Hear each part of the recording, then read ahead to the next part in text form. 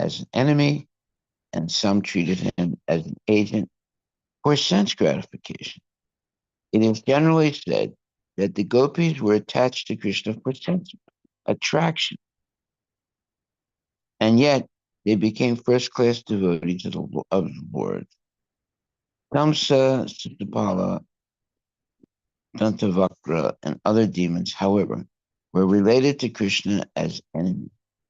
But whether they associated with Krishna as enemies or for sense gratification, out of fear or as pure devotees, they all got liberation. That is the result of association with the Lord.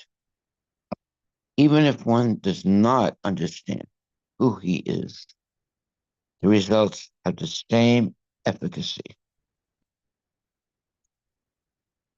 Association with a great saintly person also results in liberation, just as whether one goes toward fire knowingly or unknowingly. The fire will make one warm. Devahuti expressed her gratefulness, for although she wanted to associate with Kardama Muni only for sense gratification, because he was spiritually great, she was sure to be liberated by his benediction. Hare Krishna. That's Canto 3, chapter 23, verse number 55.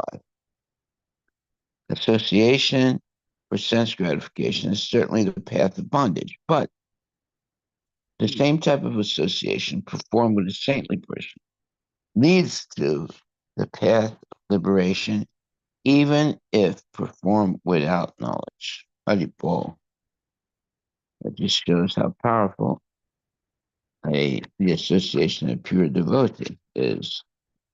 One will be benefited even if they think that their purpose is sense gratification, but quickly they'll be purified by association with a pure devotee. Okay, text 56.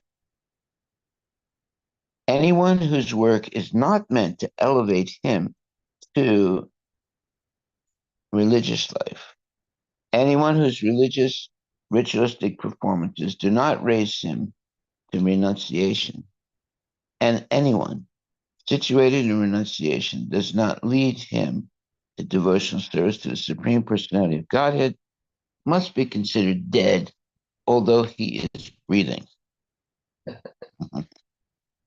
Purport by Srila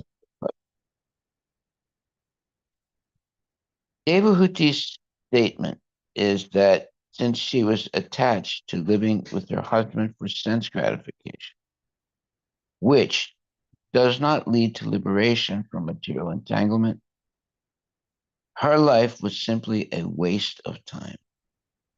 Any work one performs that does not lead to the state of religious life is useless activity.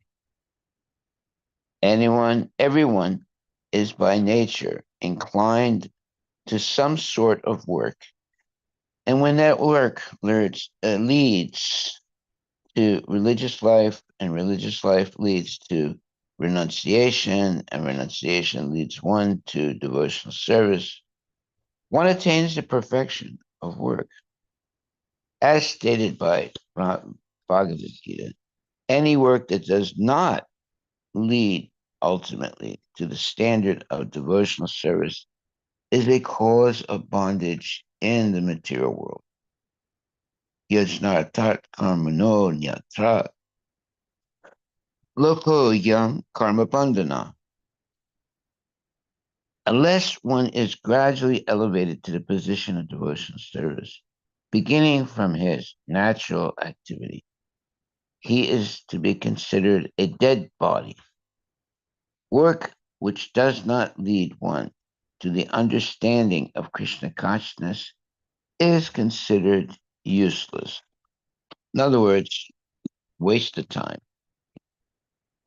So this verse says, anyone whose work is not meant to elevate him to religious life, anyone whose Ritualistic performances do not raise him to renunciation, and anyone situated in renunciation that does not lead him to devotional service to the Supreme Personality of Godhead must be considered dead, although he is breathing. Well, this verse is explaining the absolute importance to achieve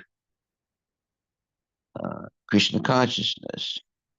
Otherwise, one's life is a total failure.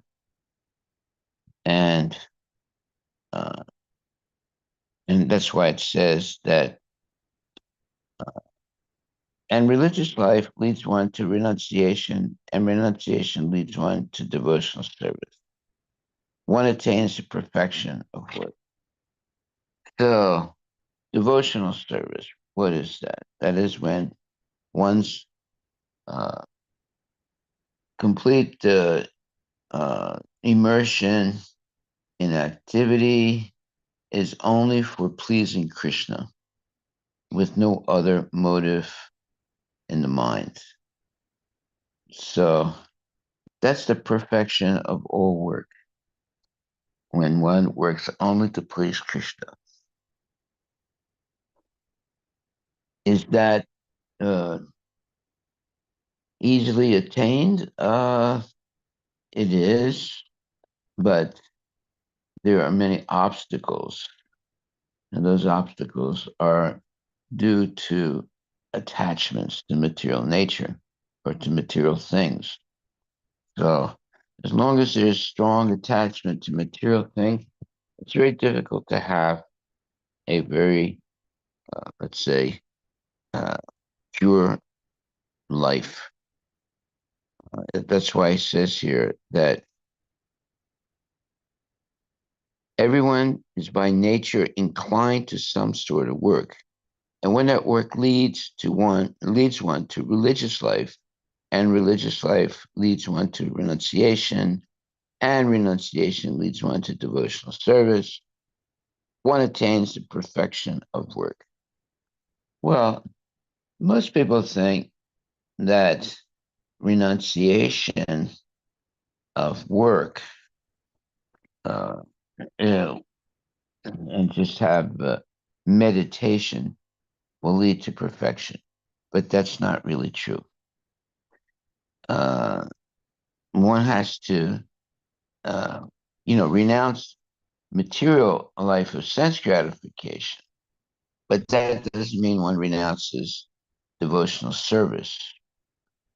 Although one might say, well, wait a minute, any action that we perform in the material world will be binding. That's not true. When one engages in pure devotional service, they're not bound to the material world.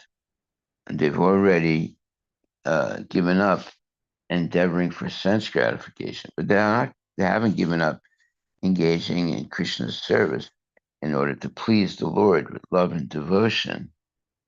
So this is the uh, let's say the bankrupt philosophy of Mayavadis. They think, well, if I just give up all activity and just meditate, then I'll become liberated.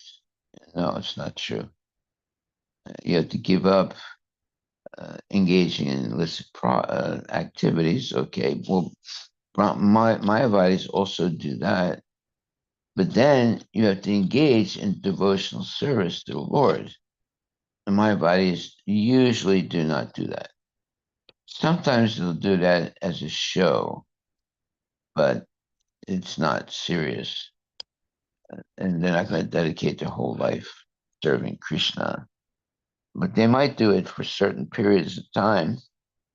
Uh, Anything you do to serve Krishna is beneficial, but usually the Mayavadis is just put on a show, and their real purpose is to just meditate silently and attain some kind of liberation, but they're not really liberated.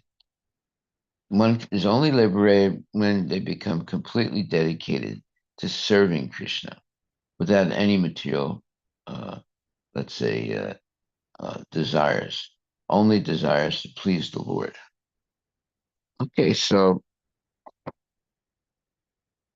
everyone is by nature inclined to some sort of work. And when that work leads to religious life, and religious life leads one to renunciation, and renunciation leads one to devotional service. So you see, the end uh, the end activity is not silent meditation. End activity is very proactive devotional service. Most people think, well, if I give up all activities, then I won't be committing any sinful activities, and then I'll be liberated. But that's not true. One has to not give up all activities, just give up sense gratification, but not the activities of devotional service. So then it says, as stated in Bhagavad Gita, any work that does not lead ultimately to the standard of devotional service is a cause of bondage in the material world. So if someone takes up silent meditation, that is not the perfection of work. In other words, they're giving up devotional service also. Uh, so that's just a waste of time, basically. It requires a lot of strenuous renunciation, but that's not actual devotional service. So it's a waste of time. Therefore, it says, yes, naratat karmanon yatra loko yam karma bandhanai. Unless one is gradually elevated to the position of devotional service, beginning from his natural activity, that is, dovetailing whatever activity you're doing to Krishna, he is to be considered a dead body. Work which does not lead one to the understanding of Krishna consciousness is considered useless. Haribol, Haribol, Haribol. So there are a lot of people like that. They're doing yoga, they're doing all kinds of austerities and so forth. It's basically a waste of time. It's only when one actually engages in devotional service that they make spiritual advancement. And that means that uh, most, if not all, their time and mental thought is how to please Krishna by their activities. Without the desire to please Krishna, it's not actually devotional service. Okay. So that means the person could be doing something, but it's not really to please Krishna. It's for their own fame or glory or whatever. And there are a lot of people like that. So there has to be genuine devotion for the Lord, and then it becomes devotional service. Okay, so that's why it says, as stated in Bhagavad Gita, any work that does not lead ultimately to the standard of devotional service is a cause of bondage in the material world. Yajnartat karmanon yacha lokoyam karma bandhanai. Unless one is gradually elevated to the position of devotional service. Notice the word gradually. Uh, it's very important. Uh, yes, it is possible immediately that one could be elevated to devotional service, but uh, most of the time it's a gradual process, uh, beginning from his natural activity. He is to be, well, why does it say beginning from his natural activity? Well, let's say someone's a carpenter. Well, that's the his natural activity, but it doesn't mean that he's become a devotee. But when you dovetail your natural activity, like being a carpenter, in the service of Krishna, that means you've become a devotee. Uh, so uh, it takes, Prabhupada says it takes a long time to attain a certain uh, perfection of some activity, like being a carpenter or being let's say, a singer or being an IT person. When you use that activity that you're very good at in the service of Krishna, that's the perfection of your life. There's not one way that you can please Krishna. You can please Krishna in many different ways by dovetailing your activity into Krishna consciousness. Unless one is gradually elevated to the position of devotional service, beginning from his natural activity, he is to be considered a dead body. Work which does not lead one to the understanding of Krishna consciousness is considered useless. Very important statement. Okay, then text 57. My Lord, surely I have been solidly cheated by the insurmountable illusory energy of the Supreme Personality of Godhead. For in spite of having obtained your association, which gives liberation from the material bondage, I did not seek such liberation. Well, that is a very significant statement by Krishna. Uh, in other words, it may be possible that some people associate with devotees but never really become Krishna conscious. Purport by Srila Prabhupada. An intelligent man should utilize good opportunities. The first opportunity is the human form of life. And the second opportunity is to take birth in a suitable family where there is cultivation of spiritual knowledge. This is rarely obtained. The greatest opportunity is to have the association of a saintly person. Devahuti was conscious that she was born as the daughter of an emperor. She was sufficiently educated and cultured, and at last she got Kardama Muni, a saintly person and a great yogi, as her husband. Still, if she did not get liberation from the entanglement of material energy, then certainly she would be cheated by the insurmountable illusory energy. Actually, the illusory material energy is cheating everyone. People do not know what they are doing when they worship the material energy in the form of goddess Kali or Durga for material boons. They ask, Mother, give me great riches, give me good wife, give me fame, give me victory.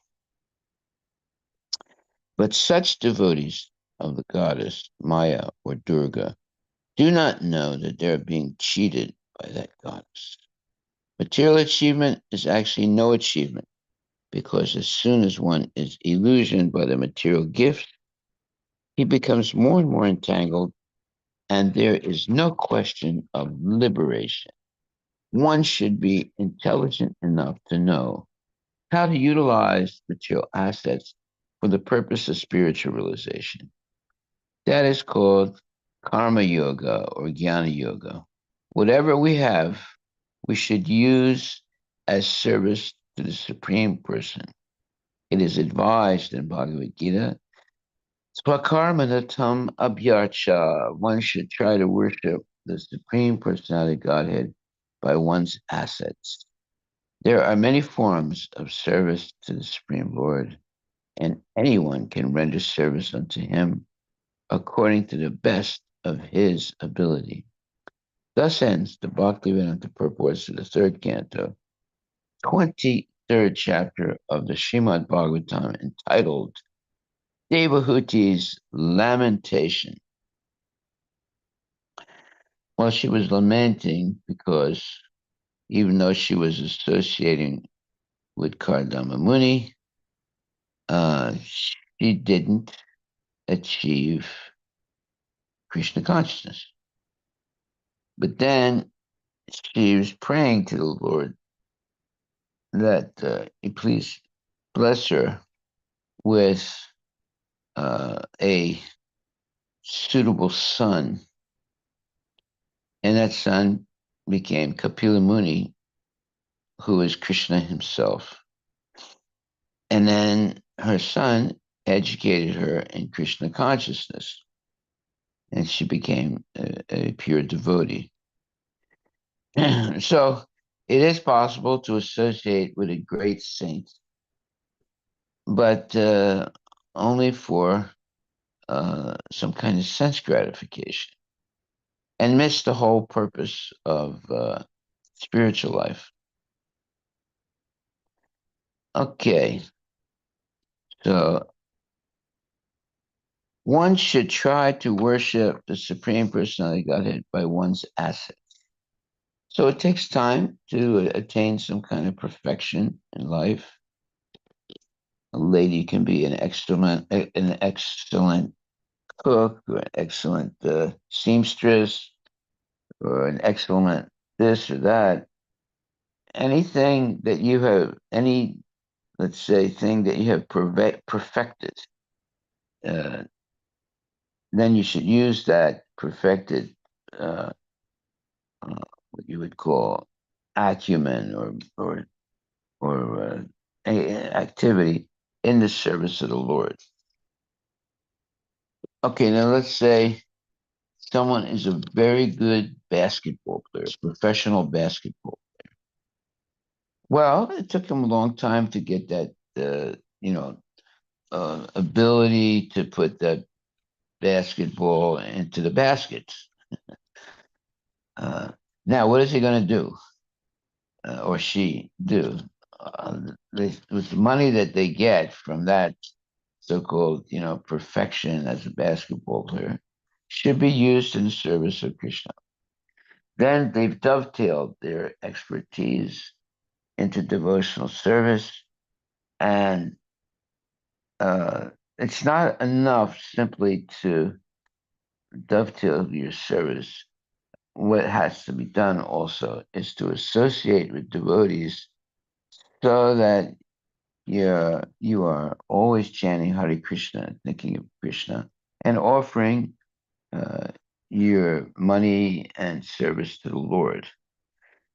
So simply serving money, okay, that's something, but also engaging in devotional service is much more, let's say, important.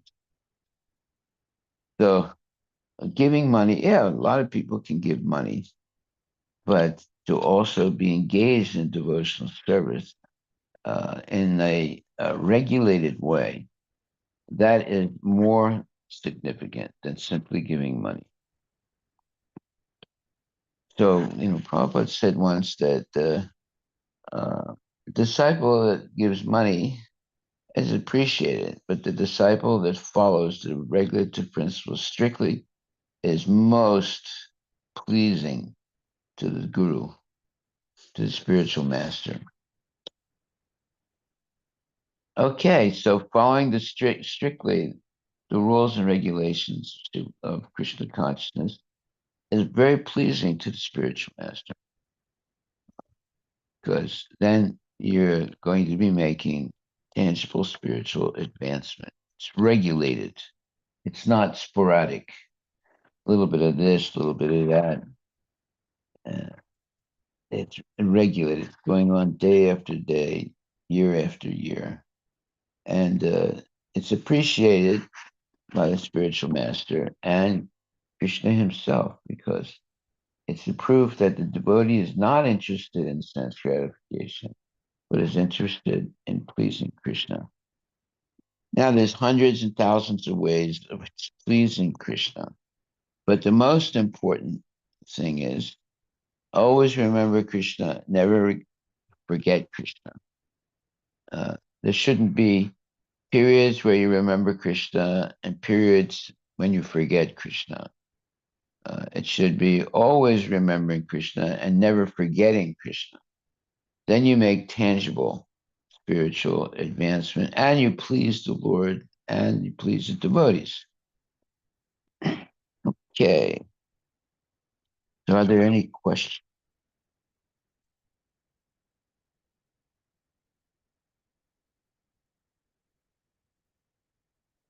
So we'll go on now to chapter 24, renunciation of Kardama Muni. And it says, text number one, Maitreya Uvacha, Maitreya said, Nirveda Vadinim Evam Manur Duhitaram Muni, Dayalu Salinim Aha Sukha Vivya Aritam Smaran. Recalling the words of Lord Vishnu, the merciful sage Kardama replied as follows to Swayambhuva. I'm sorry. Uh, the merciful sage Kardama replied as follows to Swayambhuva Manu's praiseworthy daughter, Devahuti, who was speaking words of, sorry, who was speaking words full of renunciation. Okay. What does that mean? Speaking words of renunciation. Well, it's basically uh, saying only things that are and are based on completely engaging in Krishna's service and actually doing it, not only just saying it, but actually. And here, Prabhupada in the previous verse said in the purport, one should be intelligent enough to know how to utilize material assets for the purpose of spiritual realization. That is called karma yoga or jnana yoga. Okay, so how to utilize material assets for the purpose of spiritual realization. So it's not only talking about money, it's talking about anything that you can do that is offered to Krishna. And that's an asset, a spiritual asset. Okay. And then previously it said in the previous verse, uh, he said that the people that worship goddess Kali or Durga for material boons or blessings, they ask, Mother, give me great riches, give me a good wife, give me fame, give me victory. But such devotees of the goddess Maya or Durga do not know that they are being cheated by that goddess. Material achievement is actually no achievement because as soon as one is illusioned by material gifts, he becomes more and more entangled. There is no, becomes more and more entangled, and there is no question of liberation. Now, see, this is a very important statement Prabhupada is making. He says, one should be intelligent enough to know how to utilize material assets for the purpose of spiritual realization. So once Prabhupada said that I have come to America to teach the boys and girls how to use their money in Krishna's service. Because uh, not that every devotee is rich, but many devotees were born into wealthy families because of previous good karma. And uh, one example would be, uh, you know, the devotee was born in the Ford family. Ambarish Maharaj. So he has a wealth of approximately $80 million. That's a lot of money. And somehow or other, he became a devotee, and he's used a lot of his wealth in Krishna's service. So there's a good example. And Ambarish Maharaj also is a very nice devotee. He's a very real gentleman, and it's not only that he gives his money to Prabhupada; it's that he also is a devotee. He also practices devotional service with his family. So he's a very good example to follow. So one should be intelligent enough to know how to utilize his material assets for the purpose of spiritual realization. That's a major statement by Prabhupada. One should know how to utilize material assets for the purpose of spiritual realization. That is called karma yoga or jnana yoga. Whatever we have, we should use as service. Whatever we have, we should use as service to the Supreme Lord or Supreme Person. It is advised in Bhagavad Gita, Swakarmana tam abhyachara. One should try to worship the Supreme Personality Godhead by one's assets. There are many forms of service to the Supreme Lord, and anyone can render service unto him according to the best of his ability. There it is in a nutshell, in a few sentences, what is considered to be the perfection of human life. When a human being can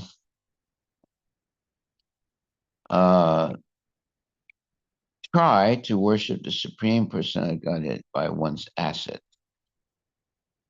There are many forms of service to the Supreme Lord, and anyone can render service unto him according to the best of his ability. Well, it's not only assets, but that's a good start when you learn how to dovetail your activities into Krishna consciousness. And if you have the ability to make a lot of money, to use that money to help, uh, help Krishna consciousness uh, be known by many people, and to establish Krishna consciousness on a strong, let's say, financial situation, so that devotees can spend all their time in preaching. They don't have to worry about, making money. You see, it's the worst thing is when devotees go on Sankirtan and is trying to sell books, and a person says they really don't want a book, then they turn their back to that person and walk away. The person will say, "Oh, you see, they were only interested in trying to get money from me." On the other hand, when you spend time to help a person understand even one thing about Krishna consciousness, that means you're not really interested in the money. You're interested in helping that person make a little spiritual advancement or do something that is in Krishna consciousness. So we have to be careful not to be only interested in getting money from people. We should be genuinely interested in helping people become Krishna conscious. So, uh, however, an expert devotee will know how to make friends with someone and also how to help them make a donation to Krishna consciousness for their benefit. And there are devotees that are like able to do that, and in spite becoming friendly and saying things that are uplifting, and in a short time catching the, let's say, uh, faith that of a person that if they give a donation, it's actually going to be used in the service of Krishna. So there are some devotees who make their living by doing Sankirtan. Now, actually, it looks good, but it's not good. Uh, Sankirtan is when you go out and you give everything to the temple, and you have your own means of livelihood if you're married. But when you go in Sankirtan, it should be to give everything to the temple, not to make your living by doing so-called Sankirtan. Uh, uh, and so there are devotees that have become expert in, you know, talking to people and getting money from them, and then they use that money for, their family. That's not good. It's better not to do so-called Sankirtan, uh, and and just get a job and make money and maintain your family. But if you're gonna do Sankirtan to maintain your family, maybe you'll give some percentage to the temple, or maybe you don't give any percentage to the temple, but you distribute some books. Okay, but it's not really advised. Uh, Best thing is if you're going to do Sankirtan, you should give everything to the temple, and just depend on the temple to give whatever they can for your maintenance, or you work, you have a job, and you give a good percentage of what you earn to the temple. You might even also go out on Sankirtan regularly. Uh, that's a much better model than going on so-called Sankirtan. It's not really Sankirtan, it's scam kirtan. Scam kirtan. And it's just, you know, trying to maintain your griha by going out and selling hats or books or whatever to maintain your family. It's better not to do that. And better just to get a job and work and give some of what you earn to the temple. But going out there and doing scam kirtan, where you're scamming the people, is not good at all. Because your real purpose is not to help the person make spiritual advancements. It's to help yourself by getting donations from these people. And people will realize that, and it'll give a very bad impression of what Krishna consciousness is. Okay, so are there any questions?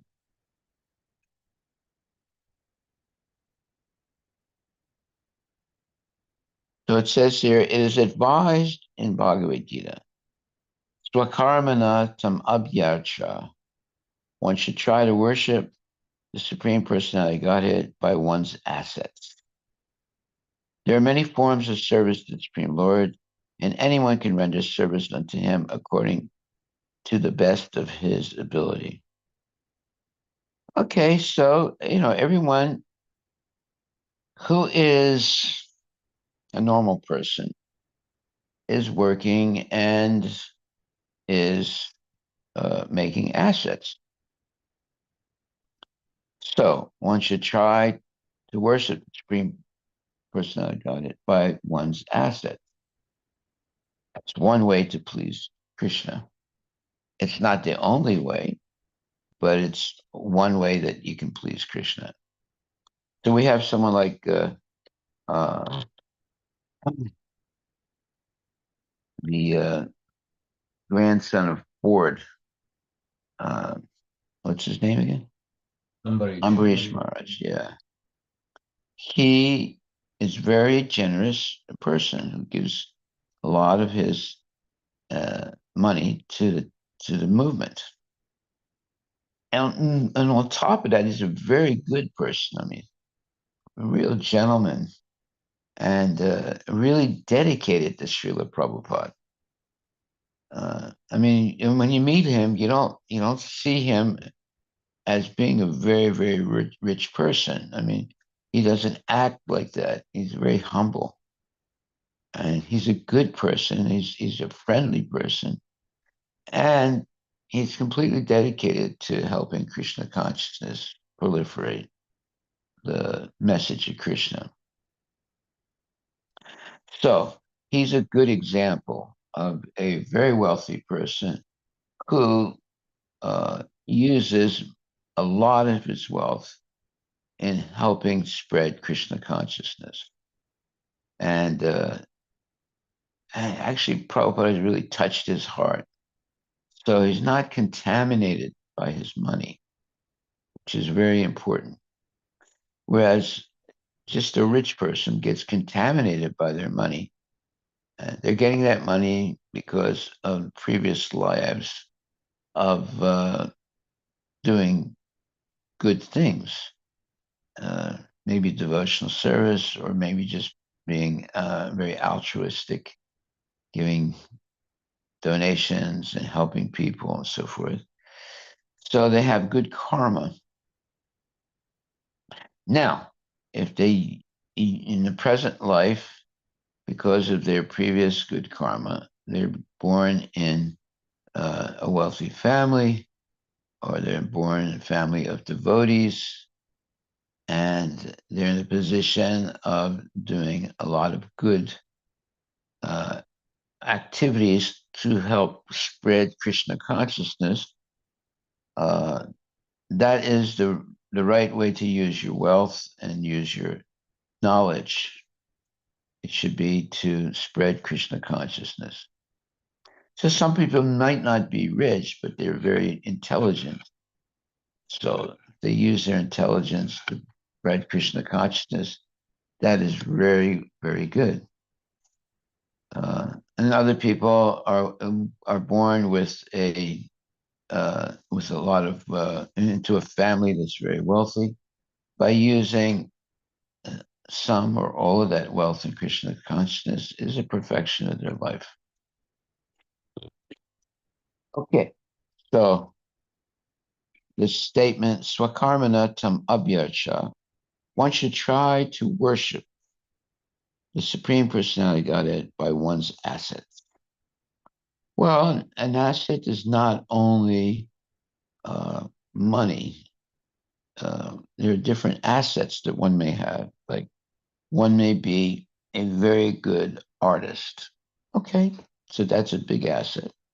So they can use their artistic uh, perfection in Krishna consciousness by uh, draw, just like Prabhupada trained many uh, very expert artists in using their artistic, uh, let's say, perfection for painting Krishna and making so many paintings of Krishna's pastime.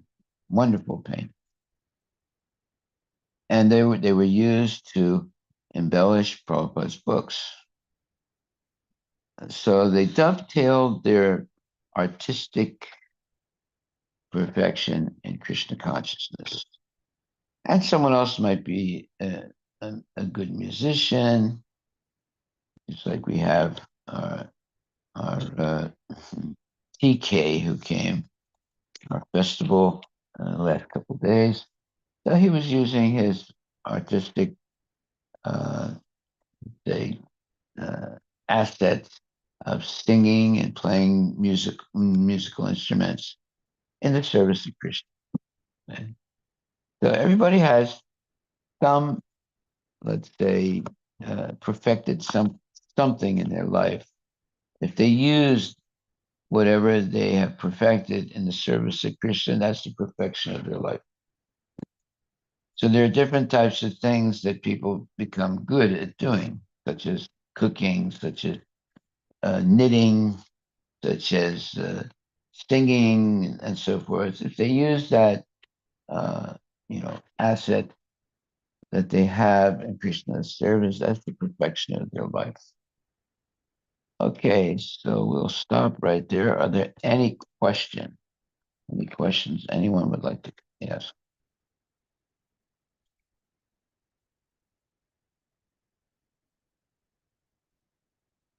Any questions online?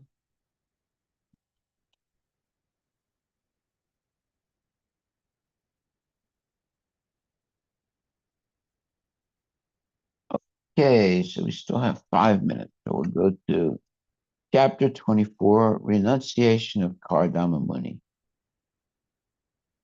verse number 1. Recalling the words of Lord Vishnu, the merciful sage Kardama replied as follows: Swayambhuva Manu's praiseworthy daughter, Devahuti, who was speaking words full of renunciation. Text 2. The sage said, do not be disappointed with yourself, O princess. You are actually praiseworthy. The infallible Supreme Personality of Godhead will shortly enter your womb as your son. Purport by Srila Prabhupada. Kardama Muni encouraged his wife not to be sorry, thinking herself unfortunate, because the Supreme Personality of Godhead, by his incarnation, was going to come from her body. Well, they're talking about Kapila Muni. Okay, so why is he saying, uh, uh, well, he's trying to encourage his wife not to be sorry, thinking herself unfortunate. Why should she think herself unfortunate? Well, because her husband, Kardama Muni, was going to leave. And but he was waiting to give his wife a son. But it was not an ordinary son, it was a Supreme Personality of Godhead. Uh, and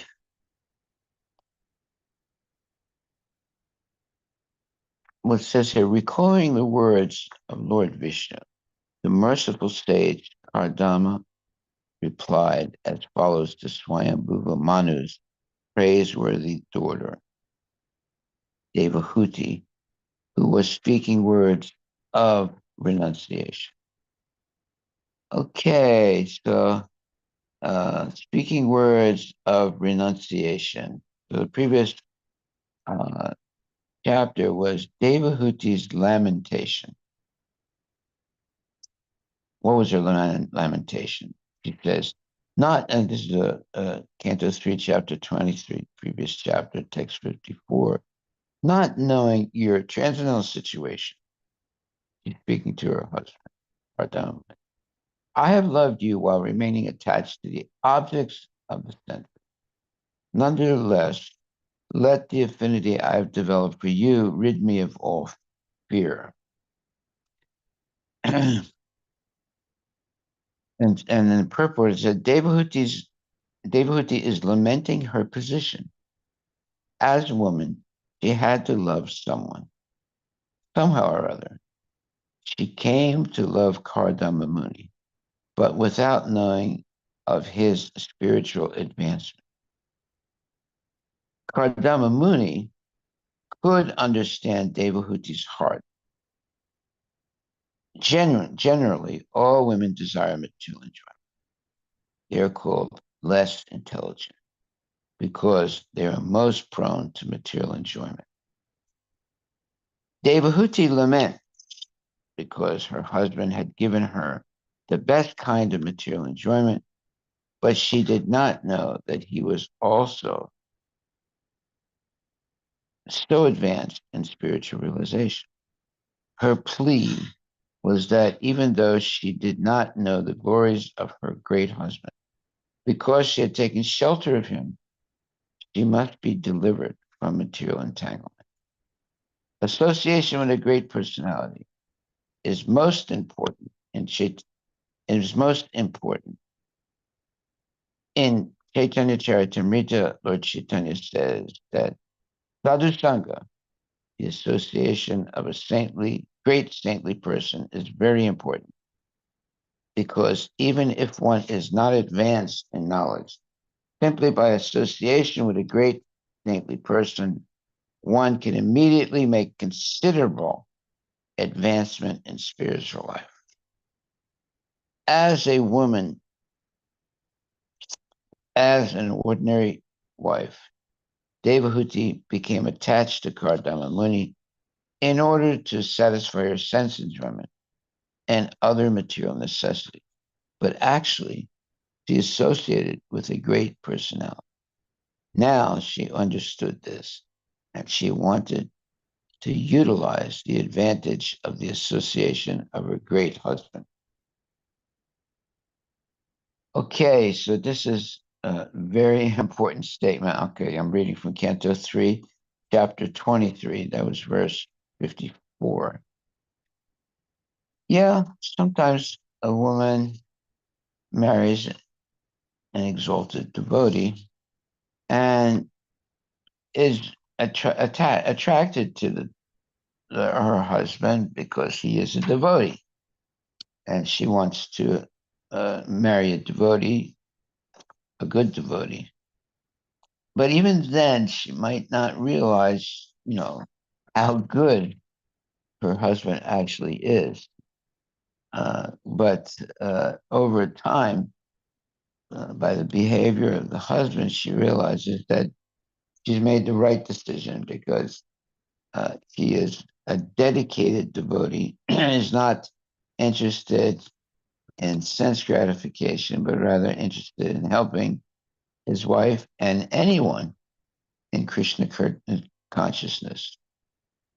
So that is an ideal husband when he actually demonstrates not only preaching to others, but also helping his wife maintain Krishna consciousness and advance in Krishna consciousness. And she'll do the same to help her husband advance in Krishna consciousness. So that's an ideal marriage. Okay. So it says also in text 55, association for sense gratification is certainly the path of bondage. But the same type of association formed with a saintly person leads to the path of liberation, even if performed without knowledge.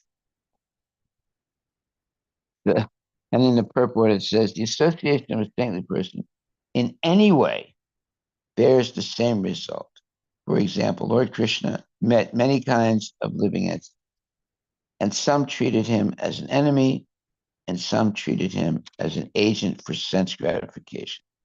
It is generally said that the gopis were attached to Krishna for sense attraction, and yet they became first-class devotees of the Lord Krishna, of the Lord. Kamsa, Sisupala, Dantavakra, and other demons, however, were related to Krishna as enemies. But whether they associated with Krishna as enemies or for sense gratification out of fear or as pure devotees, they all got liberation. That is the result of association with the Lord.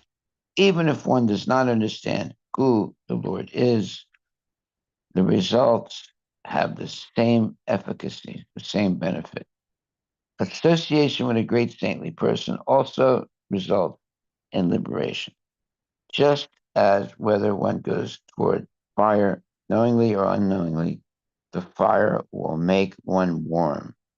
Devahuti expressed her gratefulness, for although she wanted to associate with Kardama Muni only for sense gratification, Because he was spiritually great, she was sure to be liberated by his benedictions. And these are great statements by Srila Prabhupada, and we should take them to heart. Okay, so are there any questions or comments anyone would like to make? So, this particular verse is association for sense gratification is certainly the path of man, but the same type of association. So even though she didn't know, but because she was was serving the saintly person, eventually she became praiseworthy. That's what he says in the next chapter. Mm-hmm. And then he says that the Supreme Lord will. It's what? That's how she became eligible to bear, you know, The Supreme the Personality Supreme of Personality of Godhead. Godhead in her womb. Yeah, that's the benefit of associating with a pure devotee. All wonderful things happen. Hmm. Yeah, so Devahuti, she was lamenting, and she didn't realize at first the exceptional position of her husband. But when her husband got her pregnant, then he was going to leave, she began to realize how great he was. So she says in text 57 of Devahuti's lamentation, My Lord, surely I have been solidly cheated by the insurmountable illusory energy of the Supreme Personality of God. For in spite of having obtained your association, which gives liberation from material bondage, I did not seek such liberation. So, and that's a very important statement by her. Uh, Prabhupada says an intelligent man should utilize good opportunities. The first opportunity is the human form of life, and the second opportunity is to take birth in a suitable family where there is cultivation of spiritual life. This is rarely obtained. The greatest opportunity is to have the association of a saintly person. Like obviously Devahuti served Kardamuni without any care for her own body for years. Yes. So she did not have that kind of material attachment. She wasn't living opulently. She wasn't taking care of her body. So why was she still not liberated from the material bondage?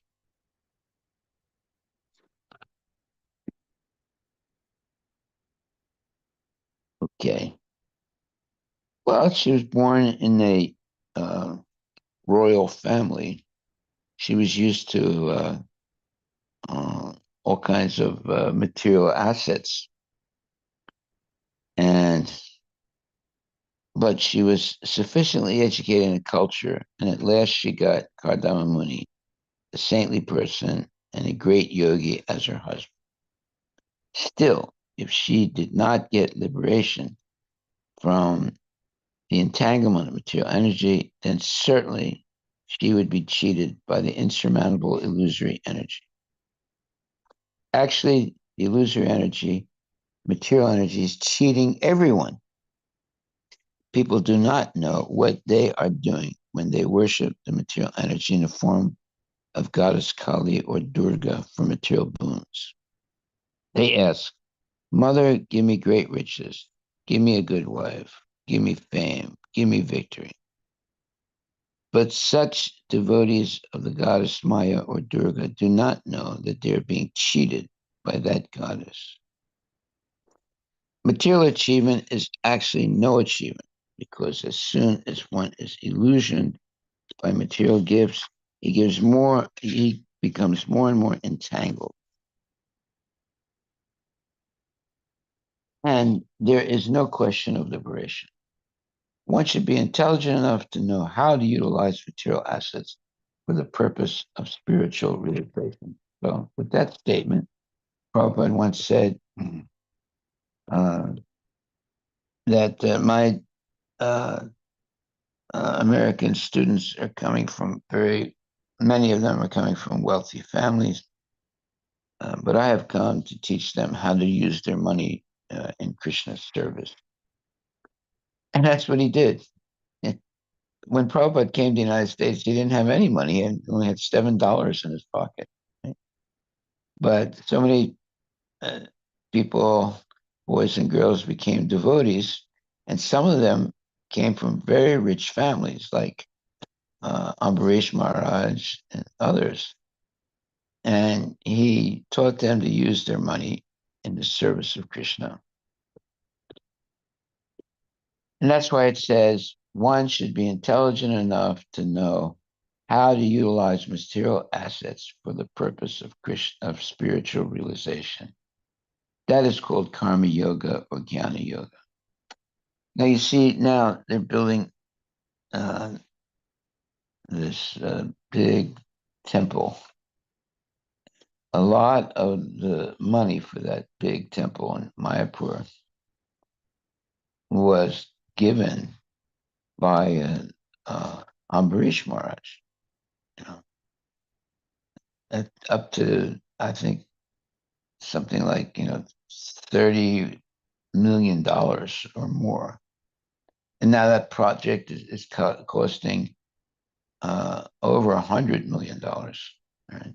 So he gave a large chunk of that money from his own assets. He has approximately $80 million in assets. Maybe it's more. So he is dedicating a large part of his assets in uh, helping to build the gigantic temple in Mayapur. This is something he wanted to do for Prabhupada, and uh, and this is the correct use of money. Now, whether you're able to give $10 or whether you're able to give $10 million, the idea is that you want to use whatever assets you have in the service of Krishna. And Krishna is pleased by, uh, a sincere offering, whether it's uh, $10 because the person only has $20, or it's $20 million because uh, they can spare it. In other words, they might have $50 million, but they're giving $20 million to the temple, or they have $20 and giving $10 to the temple. Someone who has $20 and gives $10 to the temple is actually giving a bigger donation than somebody who has $50 million is only giving $1 million to the temple. Okay, so but anything a person does for the benefit of spreading Krishna consciousness becomes an eternal asset for them. Whether you're poor and only give $50 or $100, or whether you're rich and you're giving $500, uh, both are going to be benefited by Krishna. But obviously, the one that gave like more than half of what they have, that's a bigger donation than another person who gives maybe only 1% of what they have. Uh, so 1% of a billionaire is a lot of money, but it's only a small percentage of what they have. And uh, uh, half of what a person has uh, is actually a bigger donation because they're giving half, whereas the person is very, very rich is giving maybe 1 or 2% of what they have. Right? although it's a big donation, still they have a lot more money that they haven't given. Whereas someone who gives, up to half or more of what they have to Krishna, that's a bigger donation than the larger donation given by the rich man, but it only represents maybe 1% of what he has or 2% of what he has. Anyway, it says there are many forms, Prabhupada says, the last sentence, there are many forms of service to the Supreme Lord, and anyone can render service unto him according to the best of his ability. Thus end the Bhaktivedanta purports of the third canto, 23rd chapter of the Srimad Bhagavatam, entitled Devahuti's Lamentation. Haribol, Haribol, Haribol. All glories to Srila Prabhupada. Thank you. And we'll stop right there.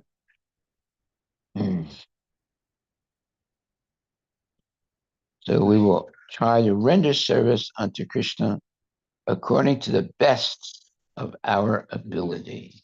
Jai Srila Prabhupada Ki Jai. Okay, we'll stop right there. Hare Krishna.